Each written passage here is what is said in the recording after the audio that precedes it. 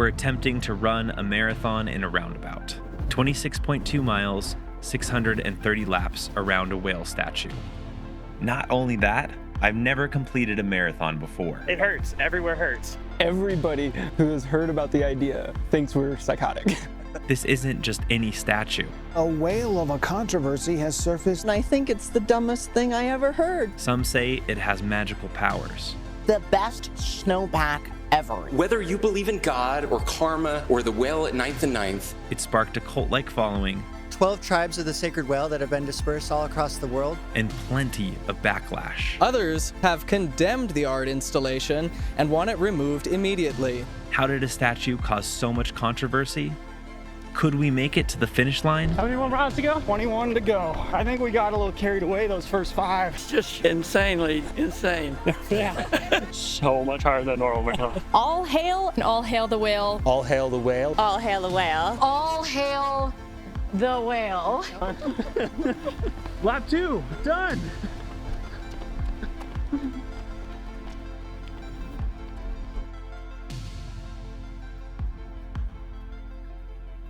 Sitting at more than 4,000 feet above sea level and 700 miles from the nearest ocean, Salt Lake City, Utah is a strange place for a whale to call home. So how did it end up here? If you've heard of Salt Lake City, it's probably for one of 3 reasons. The LDS Church, aka the Mormons. The Great Salt Lake, the largest saltwater lake in the Western Hemisphere. Or the Wasatch Mountains, claimed to have the greatest snow on Earth. I can't believe you're doing this, Jackson. You're gonna get killed. Do this. Kiva! I'm Jackson. I grew up here in Salt Lake City. Skateboarding was my escape, a way for me to explore and be creative. As I got older, that passion morphed into biking. Through bikes, I met my closest friends, Evan, Caleb, and Win. Win's the most grown-up of us, married and now a dad. His dry humor always keeps you on your toes. Evan is a teddy bear at heart. He's the dependable presence that holds the group together. Caleb, a proud dog dad, a great storyteller with a quick sense of humor.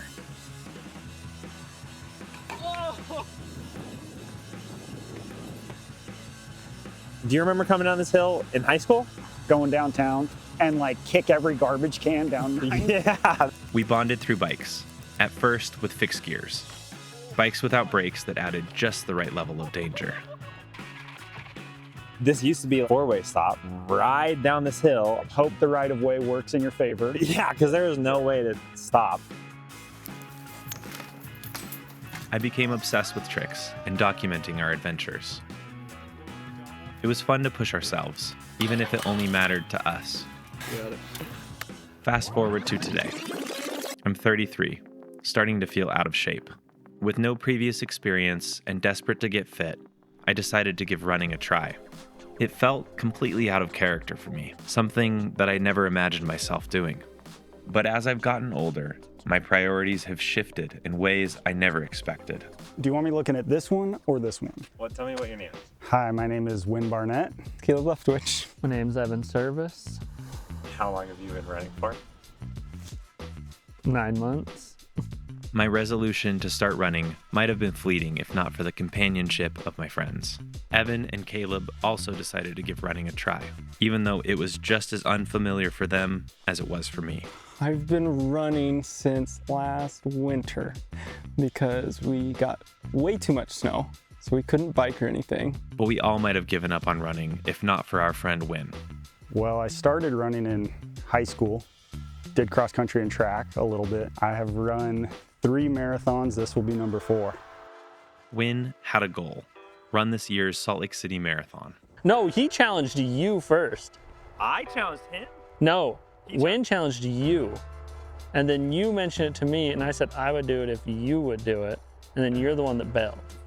And so it was either sit at home on my trainer or get involved with their stupid idea to run the Salt Lake City Marathon. So I figured, might as well. I never saw myself as a marathon runner. My younger self would have scoffed. But with my friends beside me, it felt like a challenge worth taking on at least once in a lifetime. But the challenge was bigger than any of us could have expected, and not all of us would make it to the finish line.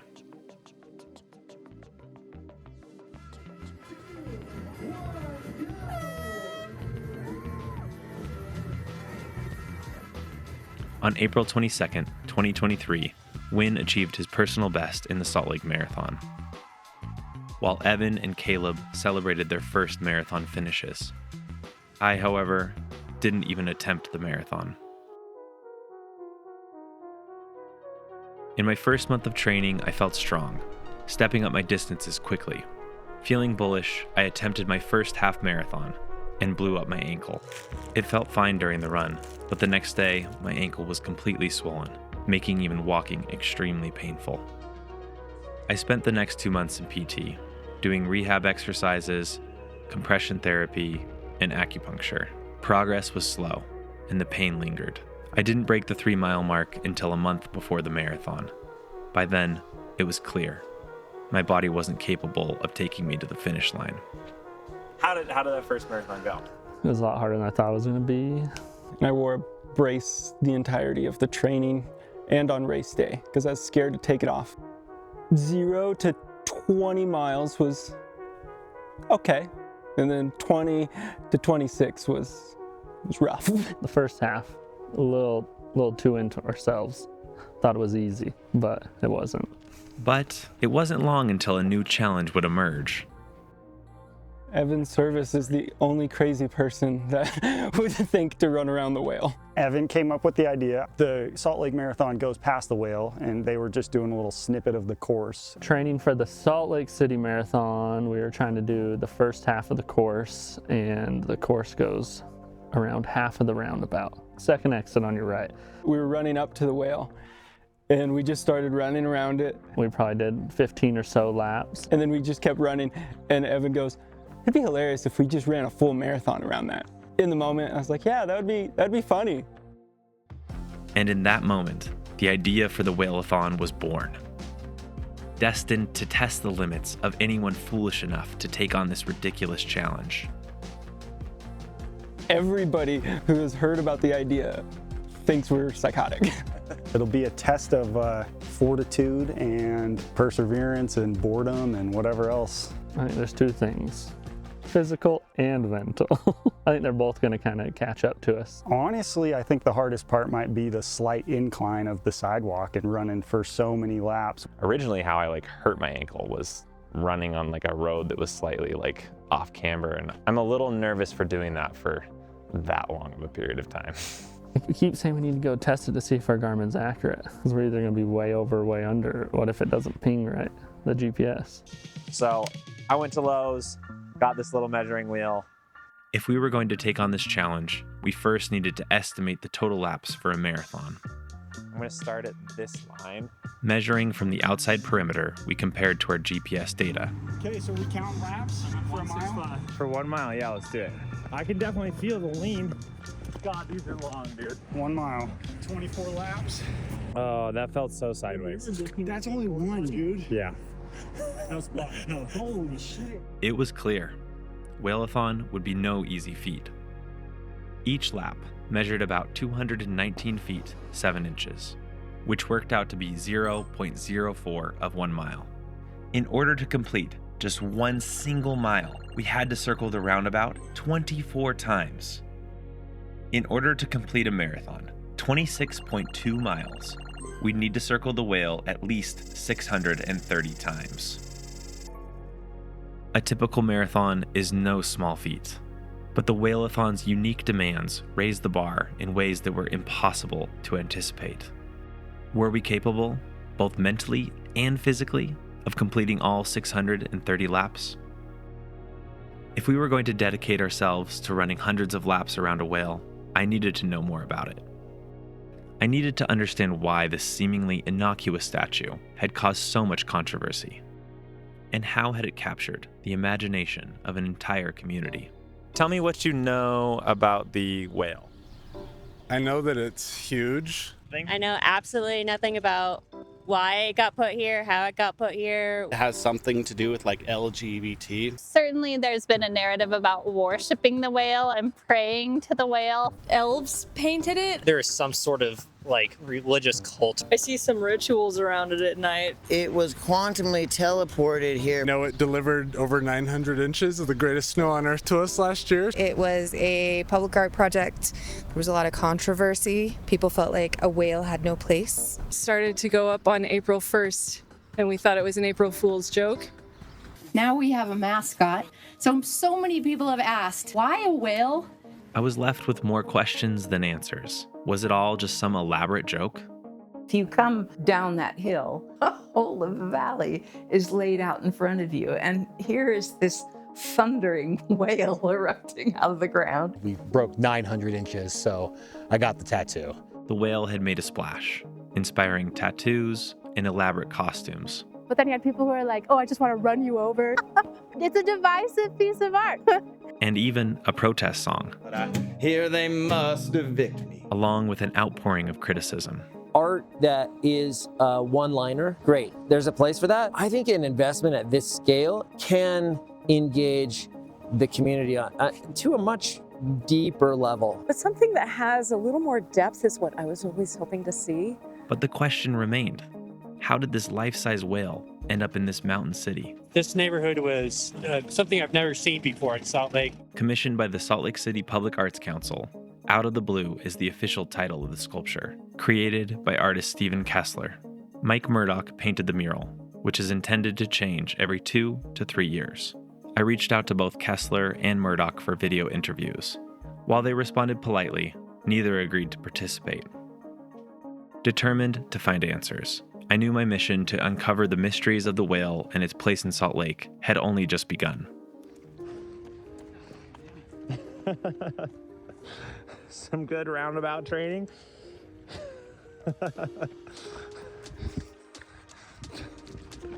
How's it feel? Horrible. We began our training, easing back into the rhythm of running. Wayne, your socks are whaled up. Of course. These aren't even my whale socks. But our approach was far from disciplined, a choice that would eventually take its toll. Just a little bit of elevation gain, but it makes it a lot harder. Also, just can't seem to get past 5 miles. It seemed like every run left me feeling worse in a new spot. I only ran for 17 minutes, and that might have been the hardest run I've ever done. Today's run is 7.5 miles, and that distance is not optional. My car's in the shop right now, so I gotta get there. And this is gonna be the longest distance I've done. Aside from just trying to run, I'm trying to figure out this whole filmmaking aspect of it. As I increased the mileage, I worried I might get hurt again. 8 miles. I woke up this morning and I feel like shit. I feel like my whole body is just cricked sideways. My knee hurts now. My knee wasn't hurting before, but now my knee hurts this morning. How are you feeling right now, training-wise? Feel okay. Haven't been running as much as I probably should have. Not as good as I should. Haven't been doing it as much. I have trained a fraction of what I did for the first one. It's biking season. I've just been biking all the time. We followed a 17-week plan, 6 days a week. 6 days a week? Think of how hard the marathon was when we did it back. All of us run 1 to 2 days a week. I'm nervous. I know, trust me, I'm very nervous too. At least you don't know what you're expecting yet. Caleb, what's your favorite part about running? When it's over. We had a long way to go, building up to the marathon distance. But not only that, we also needed to do more training on the roundabout. How many miles do you want to do? I think we should try to do like 4 miles around the well. 4 miles around the whale? I'm late. It's really hard. Really Well, hard. we also we ran 1.7 one direction. Yeah, he won't fucking turn around. You need to switch every at least 10 laps. We're into this. Yeah. I think we're underestimating it, Jackson. Okay. We watch. The elevation is unexpected. You feel it? Yeah, for sure. It's like I'm not even 3 miles in. Let's go, catch up. I got you, man. Yeah. Okay, so what we worked on today, October 21st, Saturday, 6:30 is when the gun goes off. Start time, 6:30 start time. Training run done. You see it. With an official date for the Whaleathon set, I knew our laid-back approach wouldn't be enough to make it to the finish line. So I laid out a plan. With less than 2 months to go, 4 runs per week, and 4 big runs before the final day. Would it be enough to get us to the finish line? I had first heard of the whale from corners of the internet, claiming that it could bring snow. But where did this idea begin? We need the snow. We're losing our snow building window here. By early 2022, hopes for a snowy winter had dwindled. A reminder of shifting weather patterns that many have come to expect. That was until an unusual series of spring storms blanketed the city in snow. Many of us are ready for the spring, but given today, who knows? The timing was uncanny. The whale had just been unveiled to the public. Welcome back to the Mountain Morning Show. I'm very excited about my next guest. Evan Thayer is here with the Wasatch Snow Forecast. It's terrific to finally get you in our studio. Renowned snow forecaster Evan Thayer pointed out the unusual timing on Twitter, and the idea snowballed from there. But it wasn't until the next winter that the whale truly became known for bringing snow. It's history in the making. We broke the record today. This is a very exciting time for us. The monster snow year of 2023. The state of Utah has set a record for snowpack. The last snow year was record. It had more water in the snowpack than any other year that has been measured. But not everyone was happy with the whale. To understand why, we need to rewind. Now, there is one additional problem. In the past year, this roundabout has become no man's land. The pandemic was happening. The roundabout didn't have anything in it. There were some residents in the neighborhood that started placing gnomes. It was like a community-led art project. Residents were quite concerned that the gnomes were going to be displaced from the roundabout when the whale came. The word that I use when I've written about this is serial collaboration. We see these traditions speak to the more isolated moments in our lives as sort of an antidote to that we are interconnected. How? By the gnomes. You see, there's a big blue whale that's coming to town. That juxtaposition of gnomes versus a whale, I just loved. Like, it just made my brain happy.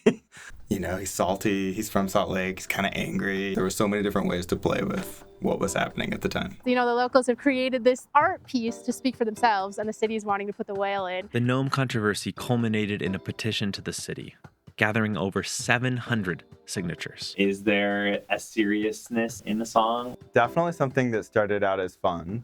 There's a seriousness in the sense that, like, here's this like fancy thing going in, and all these little things now have to go somewhere else.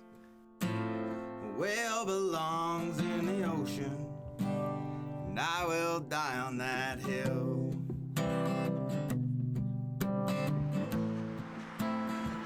I am a man who runs. I'm not a runner. I'm a man who runs. With less than 7 weeks until the Whaleathon, we faced training with a mix of determination and dread. Caleb, what are we doing? More train running. They're going to the train tracks to run on them? More training. You gonna hold up? No. Coming on. Alright, first, I ain't carrying no boat. I ain't going near no water. What does that even mean? I don't know. The countdown had begun. There was no turning back. With our training plan in place, we found our rhythm. What are we doing today? We're going on a long run. You ready for it? No, it's not even in the slightest. You ready for this, Evan? Yeah, 100%. halfway there. Also known as a quarter. The challenges of running came in waves, Wasn't joking. It fucking was so painful. Oh. but the support of our friendship kept us moving forward. How many laps do you think this one would be? So many. Oh. Don't eat that, dude. There you go. You pissed them off. Get it. Please sponsor us. What does it taste like? Tastes great. Shoot that on your nose. I'll get you one. Nice. We did it. Nicely done. Holy. Training run. Our friendship began long before running, but each mile brought us closer. Running almost always felt like a battle, but the dependable ritual of getting together made it all worthwhile. It wasn't always about the words we shared, but more the hurdles that we overcame and the side quests along the way. What's the goal pace with? Just to finish or maybe a 9. Evan? I say 9. Caleb? I'm just here for the vibes. Finish before sundown? Okay. Day by day, step by step, with each run we increased the mileage and upped the intensity. Today's run is going to be my first ever tempo run, which I didn't even know what that was until about 20 minutes ago. Oh, tempo sucks. As we reached the midpoint of training, our endurance improved, but motivation stagnated. We had like a shorter training than a lot of people recommend. It just feels really hard to keep maintaining this level of momentum. I don't know what my answers are going to be. My biggest challenge in training, going out by myself. Probably having a newborn at home. First time dad, and so the training has definitely changed as a result. Finding motivation, if you check Stravas, there's yet to been a run that I did by myself. I'd rather bike or do nothing than run. What up? Oh, nerd. We could like go from like Guardsman to Mill Creek or something. You're really trying to fucking kill us, Evan. Even though trail running wasn't really a part of our training plan, I let Evan talk me into this extracurricular adventure. To my surprise, trail running turned out to be more like trail walking. Oh my god, the texture is disgusting. We've got so far to go. 4.34. And being lost in nature with your friend can actually be a lot of fun. All downhill, baby. Like my life.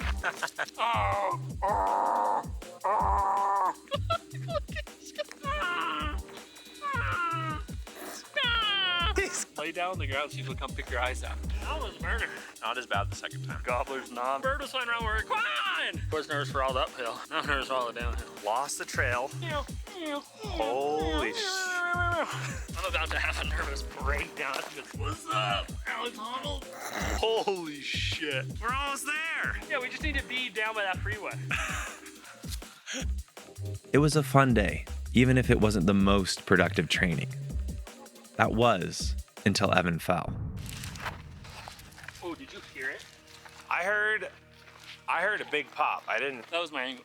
That was really your ankle. Oh, yeah. Evan's toe had caught a rock, and he had rolled his ankle in the fall. Had a good stretch. Which way does it hurt? It went this way. The bad one. We slowly made our way down the trail. With little time to recover or train, Evan couldn't risk worsening his injury. How do you feel, Evan? Like that? Evan was sidelined from running, and it was unclear how long it would take for his ankle to heal. It was a scene that felt all too familiar. Meanwhile, the rest of us had to stick to our training plan without him. Are you down to do a fast pace today? Yeah, I'm always down. Okay, I knew you would be. Howdy. How are you training? 1 month out? Wayne, you kicked my ass. No, dude, that was good. That was a tough ass run. Good job. That was a burner. New shoe day. I'm excited. Wow, not even like putting my full weight on them, I can feel that carbon. Them boys are fast. Shoes are feeling relatively good. If I would have told my younger self I should be excited about running shoes, I would have not believed you. But here I am.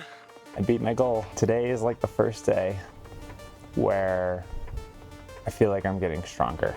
And I felt like I knew how to pace myself. And look at these shoes when this is over. I have no reason to go beyond 5 miles. Up until this point, I had felt that running was just a means to an end, a goal to be achieved. But something inside of me had started to change. One thing that I do really like about running, I get to see the world from the ground again. It's been so long since I just actually went somewhere by my own 2 feet. That once meaningless grind was something that I actually started to look forward to.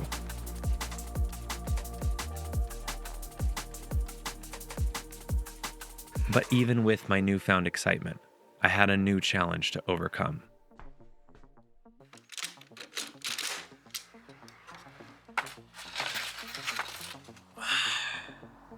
I'm gonna go do 17 miles. This is the first time that I've surpassed the mileage that I did when I first got hurt running. I'm a little nervous. Let's do it.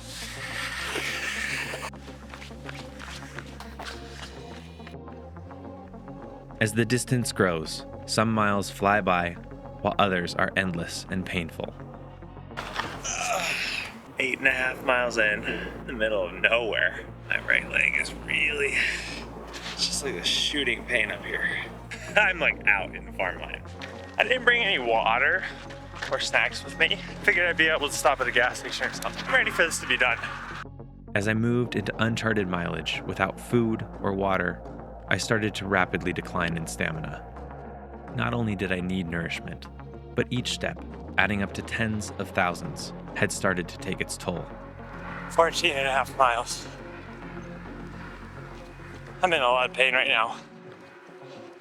The whole right side of my body.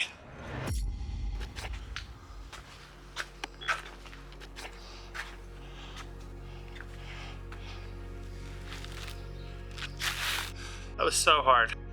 I can't imagine running another 9. I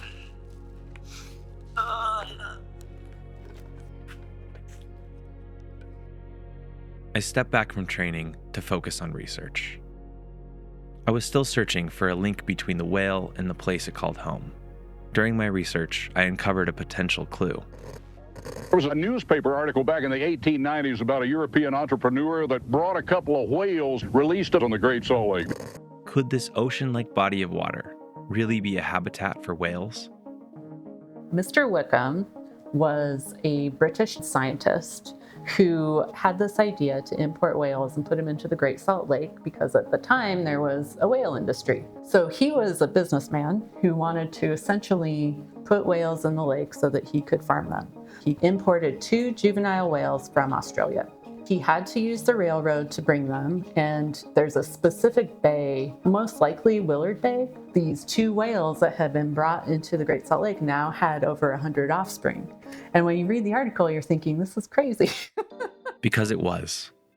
This tale of a mad scientist had been repeated in article after article, embedding itself in the culture, even though it was completely false. In 2019, artists Christine Baczek and David Hyams reimagined the tale, creating fictional tintypes depicting whales being transported and living in the Great Salt Lake. I think we were both thinking about photography's role in spreading truth in fiction. That's our friend Gary. I don't think you can be a gentleman scientist without having an amazing mustache. Yeah. With no clear answers, I started to accept that I might not ever uncover the whale's true origins.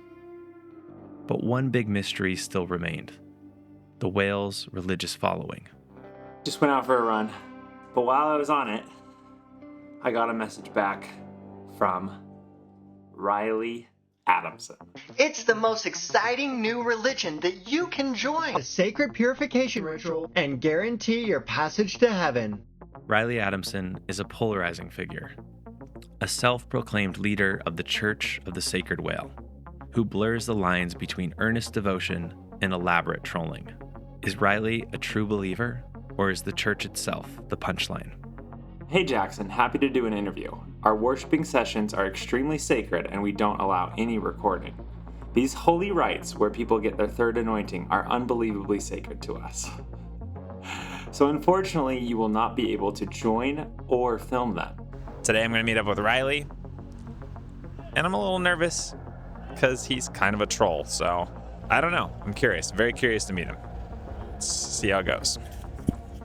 My name is Riley Adamson, and I'm the founder of the Church of the Sacred Whale. How does the Church of the Sacred Whale fit into the overall dialogue of religion in Utah? We have a really rich history of religion here in Utah. We're not the first people to worship the sacred whale here in Utah. In fact, many of the natives did. But we are the fastest growing religion, and it's no wonder. But we love all religions. We respect all of them. We just know that ours is the only true one. How many members are active? Yeah, we're pretty secretive about our statistics, but definitely the fastest growing. The gnomes were a very important precursor, so they helped purify this land. The third anointing is one of our most sacred, the one truth theocracy of Utah. Modern day seer stone, different types of baptisms, ancient Egypt. Tell me about the origins of the Church of the Sacred Whale. I received inspiration from the sacred whale that I should use ChatGPT to bring its religion to all of humanity. The wonderful moisture that we got was just a tremendous faith-building experience for the people here in Utah. What are the values of the church? The biggest one is respect each other, and then the second one is preserve the environment so that future generations can enjoy it just as much as we can. So I could potentially join the... Oh yeah, you can join today. Yeah, it's really easy. You just sign up online.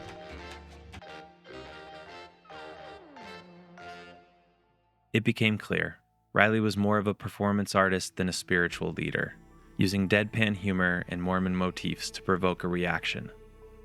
You can buy indulgences like this cool beanie or this cool t-shirt. And guess what? You can get 10% off right now. The original artists of The Whale had alleged that he was exploiting their work for his own profit. Saying that we were infringing on their copyright. But even still, I couldn't shake the feeling, underneath all of the trolling, that there might be something meaningful in his message. We need more rain, and we need it now. We need some divine intervention. That's why I'm asking Utahns of all faiths to join me in a weekend of prayer by praying collaboratively and collectively, asking God. A state of emergency has been issued for Utah. Great Salt Lake is at its lowest recorded level. Ecosystem collapse. Toxic dust storms. Heavy metals, including arsenic. Rough summer of hot temperature has shrunk to a third of its original size. Farmers are explaining the dire situation. Expected to reach its lowest point in modern history this year. The arrival of the whale and the subsequent snowstorms may seem whimsical, but Utah's water story is anything but. Last year is not something that we can count on. It was an anomaly. We live in the second driest state in the nation, and almost all of our water comes from that winter snowpack where that water's stored. And it's basically our savings account for our water for the entire year. Even last year, where we had double the snow water equivalent, it actually raised the lake up about 5 feet, and then we lost 2 feet due to evaporation. So it bought us 2 years to make the changes necessary to start using water in a more sustainable way. Decades of extreme drought and increasing water diversions have caused the Great Salt Lake to shrink, leaving millions of nearby residents vulnerable to toxic dust storms. Every single measurement that I took of arsenic out on the lake bed was higher than what would be recommended by a factor of 10. Toxic dust is only one threat. The Great Salt Lake is host to industries that are found nowhere else, and is a habitat that is critical for migratory birds.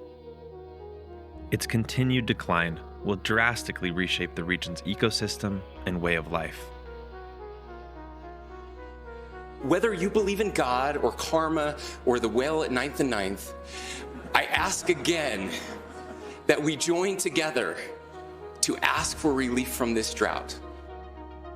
It felt helpless, watching political leaders pray for a miracle as the Great Salt Lake declined. It's easy to give in to exhaustion or indifference. But seeing it here, to a place I loved, it felt different. But the truth is, we don't need miracles. We don't need to pray to a whale. You could turn off the water to every household in northern Utah, turn off the water to every industry in northern Utah. That would save about 20% of the water, and the lake would still shrink. The primary reason the lake is shrinking is because we use too much water in an unsustainable way. You cannot solve this problem without partnering with agriculture. The Great Salt Lake shrinking is a problem that can be solved. The question is, can we come together and take this first step?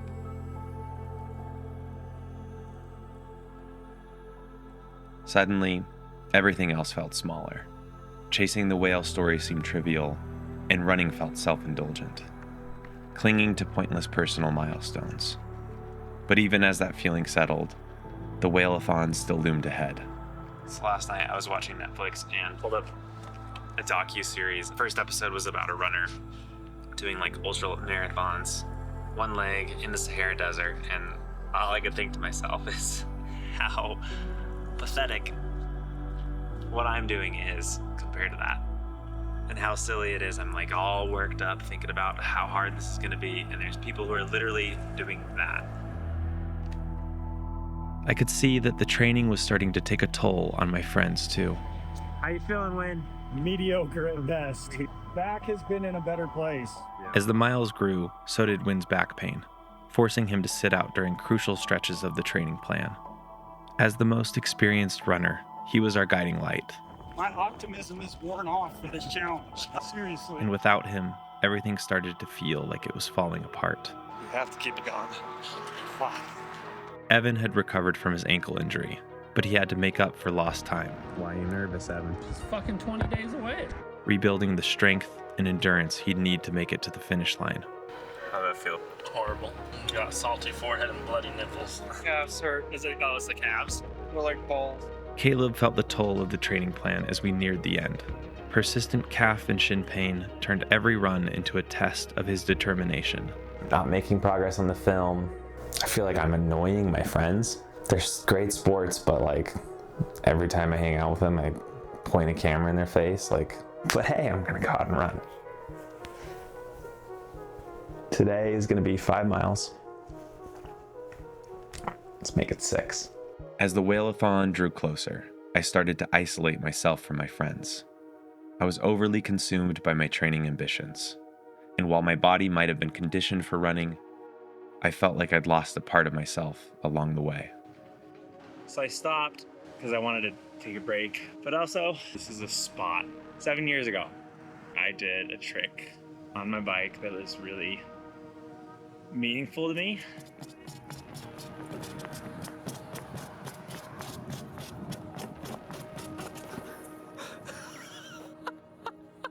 I can't even imagine trying to do that again. Like, being an adult just seems sad now. Running? This is when it was magical, when it was fun. Throwing myself down a set of stairs. Is this what they call a runner's high? Because I'm not feeling it. I don't ride my bike anymore. Running has just taken over my life. I feel like it's become such a goal-oriented thing that like I can't even enjoy it when I'm doing it. Nothing is in the present moment. I'm thinking about how fast my time is going to be when it's over. I'm shooting this for some future version of myself. I'm running for some future version. And I don't really feel like I even know why I'm doing it anymore. In this moment of doubt, I knew there was one more person I needed to talk to before we embarked upon the Whaleathon. I believe that someday all of us whales will inhabit this valley in peace. Tanner, an early whale worshiper, carried an energy and excitement that reminded me of what I had lost while searching for answers about the whale. Do you believe in the magical powers in the whale? How do you define magic? I believe that art is magical. From one perspective, yes, it did psychically affect a whole community. This whole garden is one of my favorite places. I love all things that are weird and whimsical. I used to be LDS and served my LDS mission in Brazil, and it reminded me of the Cristo Redentor statue in Rio, just this like big, welcoming embrace. This isn't Brigham Young, is it? No. Started off a satirical joke, like getting together for no reason at all. It was just a joy in and of itself that would rival any experience I ever had in organized religion. I'm definitely like philosophically an absurdist. I appreciate the little absurd reminders that life is fundamentally weird and we're all just trying to deal with that in our own way. On this journey, I'd been searching for certainty, only to realize that not everything needs an answer.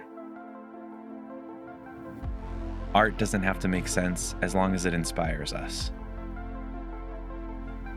I don't have to cling to who I was as long as I find purpose in who I'm becoming. An accomplishment doesn't need to be extraordinary as long as it marks progress. It doesn't matter if something's trivial as long as it brings us together.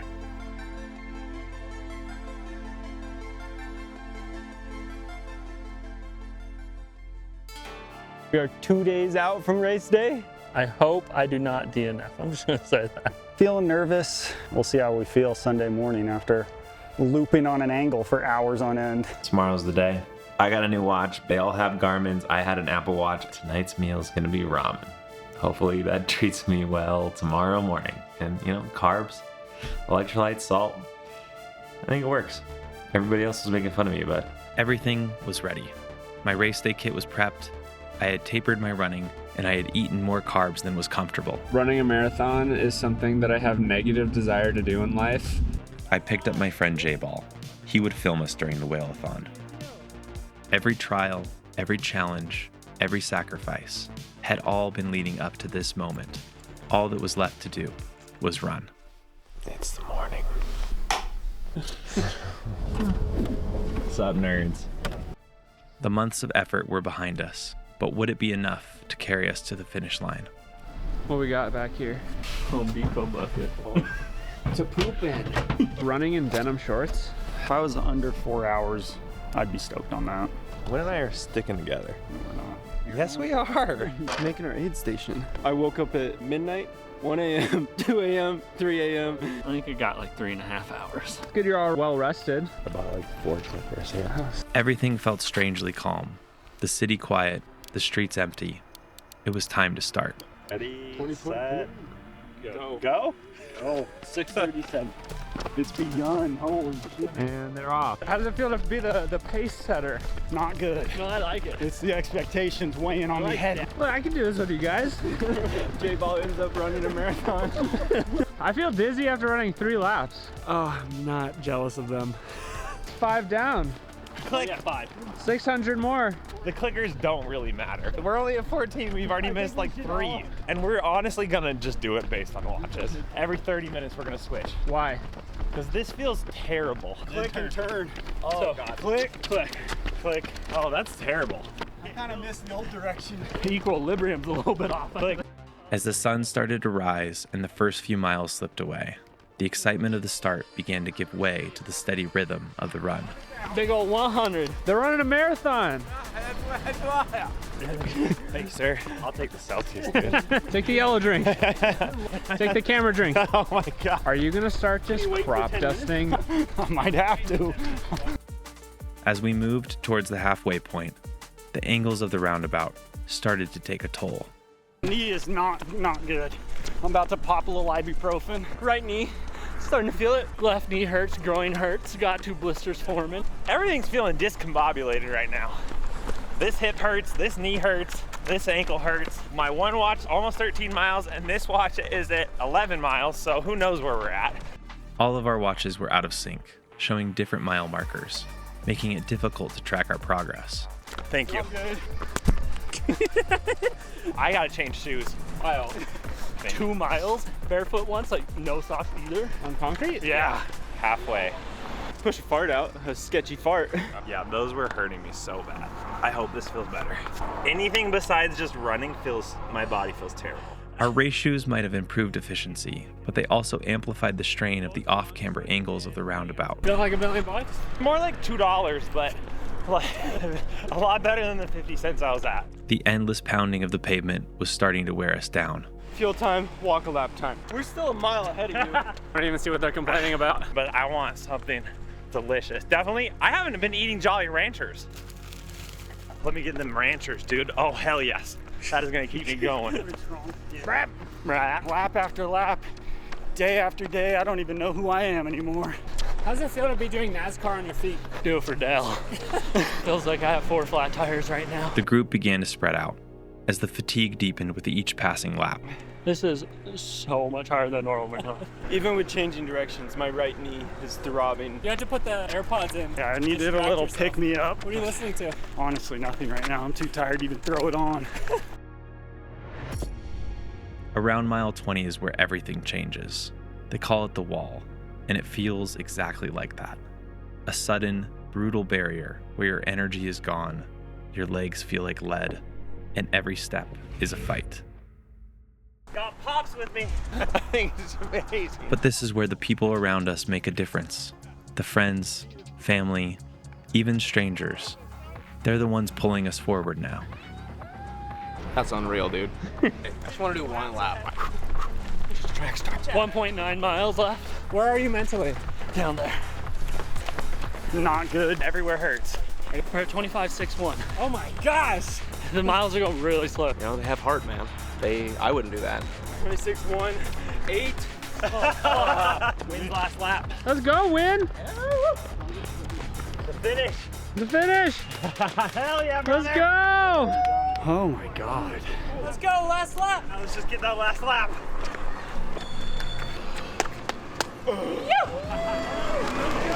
Easy money. Good work. Good work. Excellent. Hell yeah. So dead. Oh, that was hard. 4 hours, 1 minute. You PR'd your marathon. Dude. 630 laps done. The end felt both sudden and overdue. Wolf on you. The nips hurt. Hips and nips. Evan, since this was your idea, are you going to pay for our knee surgery? A once crazy idea had become a reality. We tackled all 630 laps together. Whatever the future holds, we'll always share the first Whaleathon together. They've conquered the whale. I got the trophies. I forgot to give these to you guys. Punk ones. I like this guy. Little skull. Like the whale. Little skelly guy. I like it. Thank you, J-Ball. I don't know how this video ends, to be honest. You die. I died. I died 4 hours later. I'll explain what's bringing more people to this intersection coming up. And new challenges arise for a statue you either love or you hate. At least there's no hills, right? No hills, no straightaways. No. Can you drive like it? No, that does not count, Kevin. We're at the big, gorgeous whale. This is the second group of people doing the Whaleathon. 8 days since we did it. The first dog, Whaleathon finisher. Holy crap. That was awesome. What's the longest you ever run before this? 10. Okay. I tried a marathon, didn't get there. So Whaleathon's your first? Whaleathon's my first, bro. This is crazy. Those two idiots decided to do it, and I was like, that's stupid. Maybe I'll do half. And then I started, and I was like, I guess I'll do the whole thing. The whale puts like a little gravitational pull on you. Just keep going. My first road marathon, and I felt great. 1, 2, 3, yeah. Seeing it on Strava, it's just a funny thing. You just gotta make life fun. As we were training for the Whaleathon, we wanted to get at least one other person to run it, which led to creating the website, whaleathon.com. 2 months after we ran the Whaleathon, we had at least one person run it every week. So if you're interested, run it, send in your Strava link, we'll get you added to the website. Cut. We ran around a whale in the middle of the desert, not because it made sense, but because it didn't. The story of the whale was never really about a statue. It's about us, about a community that came together to give it meaning, to share in joy, and to see how far we could go. The things that feel out of reach often aren't as impossible as they seem. They start small, one step forward and then another. Life is absurd. We might as well embrace it.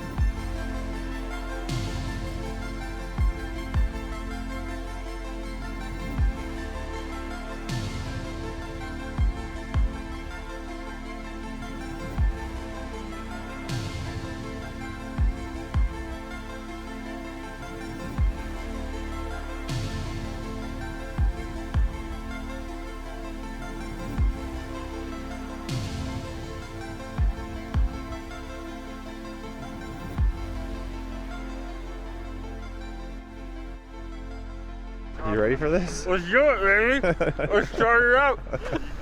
Get after it. First marathon. Holy shit, that's a lot of people. Go, Roger. Hey, buddy. How deep are you, Caleb? 12.1. How far are you, Evan? 69. How's it feel to be the first 2024 finisher? Don't hurt as bad as last year. Not gonna burn all my shoes. You're done with running? Done with running. Forever? Forever. How's it going, Win? Oh, I don't know. Done? What you need to know. Yeah, How'd barely. it go for you? Brutal, but good and fun. More, I don't know. I'm in a daze. How's it feeling? You finished? Yes, sir. That was it? Yeah. Good job, brother. Finished my Whaleathon. Claire was kind enough to bring us a Whaleathon cake. Gonna do it every year with us?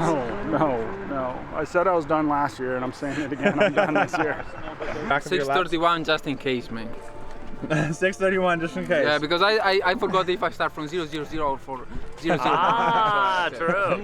Thing is fucked up, man.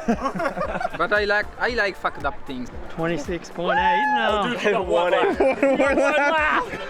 You're almost there. You got. Here's a look at it. That's it. Let's go. First in my age group to finish it. How you feeling, Max? Oh, ripe as rain. Ah! I'm never doing that again. How did it feel? Awful. Like, how did you do that in those? I don't own shoes. Shall we survey the damage? You finished it? Yeah, no, oh my god. Dude, go look at this fucking blister. Surprisingly tough.